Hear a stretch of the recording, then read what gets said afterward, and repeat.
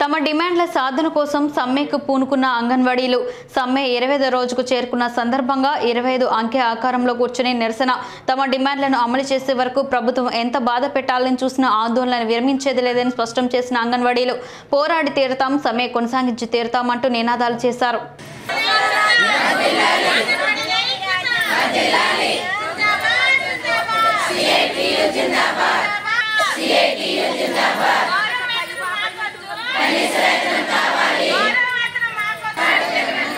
Yeah, yes, sir.